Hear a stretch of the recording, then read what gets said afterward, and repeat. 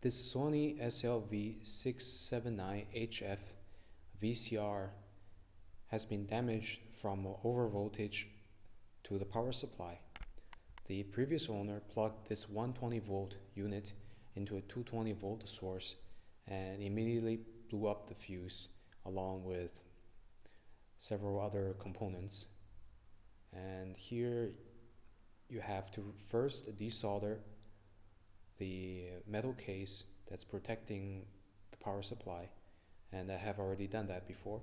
And then you just have to remove the metal case in order to expose the power supply. And it's on the right side of the main board. The fuse here can be seen. It has been vaporized, and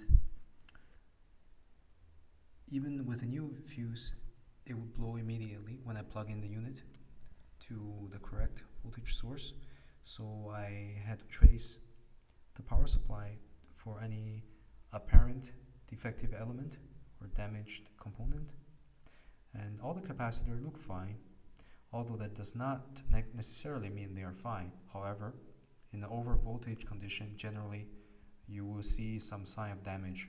For example, the last unit that I repaired, which was plugged into 220 volt power source, had the main capacitor blew up, literally. And I checked the secondary fuse, which is ICP. It's called ICP N5 IC protector, and it's a fast acting fuse, and in this case faster in relation to the other fuse. But for an ICP, it's a normal acting fuse, which is usually used with a non-inductive load, so that shouldn't be the problem. I tested, and it also tested to be good. So here I am looking at the primary power supply, and upon closer look I can see the class X2 capacitor, which is the black 0.1 microfarad,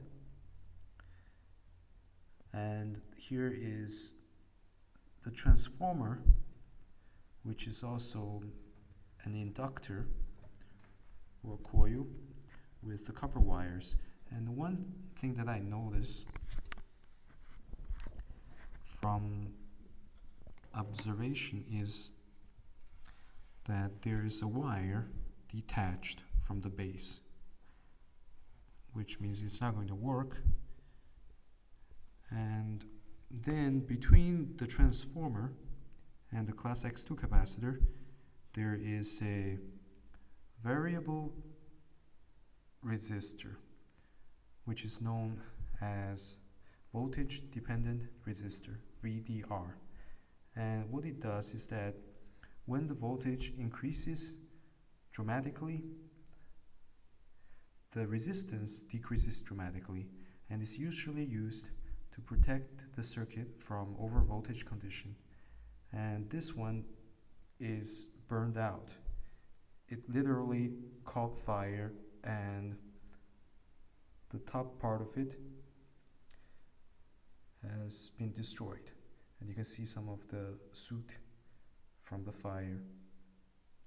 And I think in the process of burning, it may have damaged the transformer and one of its wires, which is why you can see this wire sticking out here.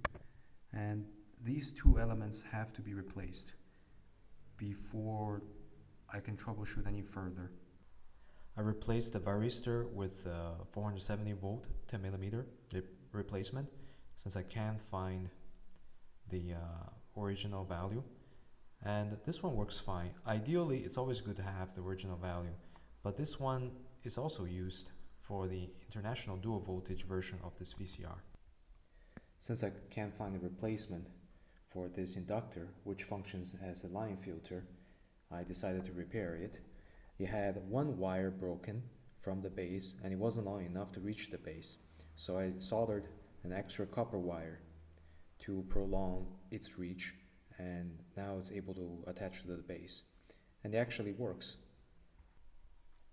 So after I replaced the inductor, the VCR was able to power on. However, the main power supply capacitor, that's 200 volt, 120 microfarad capacitor, started to make strange noise, and after about 10 seconds it started to release a lot of fume and smoke from the top.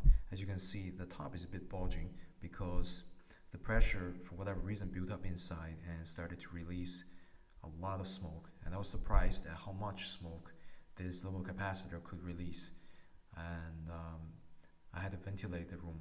So I ended up replacing it with this capacitor of 400 volt, 100 microfarad, because I couldn't find one that would fit in the space. That's 120 microfarad. Since this 400 volt, 100 microfarad capacitor has about 20% tolerance, which means it can be also 120 microfarad. For now, it will do the job until I find something that is exactly the specification. In the dual voltage international version of this VCR, from the service manual, Sony stated that it uses a 400 volt and 150 microfarad capacitor. However, this VCR is never meant to be used on 220 volt. Therefore, this 400 volt electrolytic capacitor is more than enough.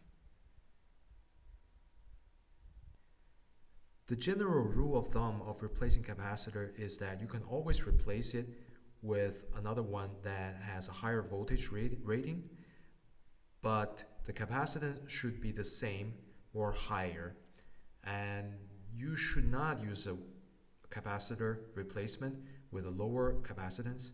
For example, the original capacitor was 200 volt, 120 microfarad, so I could use 300 volt, 350 volt, 400, 500 as I can find them, and it should be also 120 microfarad, but since I couldn't find one, and this replacement is only 100 farad, it works because there's also 20% tolerance for this particular capacitor, and you have to check your capacitor's data sheet to find out. Before you put the tape mechanism back, make sure on the circuit board you have to align this rotating device correctly. For example, the white dot has a line with the Phillips-like tip, and then diagonally you'll find two arrows, one white and the other one on the black plastic on the bottom. They have to be aligned too, because this will match a gear on top of it. And this is the hole that has to be matched from the gear on the bottom with the Phillips lookalike tip. Without matching them, you cannot put this properly back. And pay attention to the teeth alignment of the tape loading and ejection mechanism, because sometimes it might go out of alignment and you have to put them back in alignment by removing this gear and this one here. So hopefully that doesn't happen to you, but if it happens and you get problem with initial tape ejection, just check this first. Now let me try to power on the VCR with the new main capacitor. Oh, that's a good sign. The VCR powers on normally. And let me take a look at the display. And the display looks like it's also on.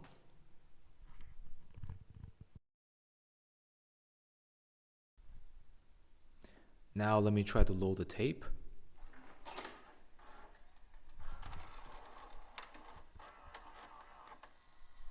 Seems like the tape loading mechanism works. While the VCR powers on fine and loads the tape without a problem, there was a particular problem that I encountered when trying to play the tape.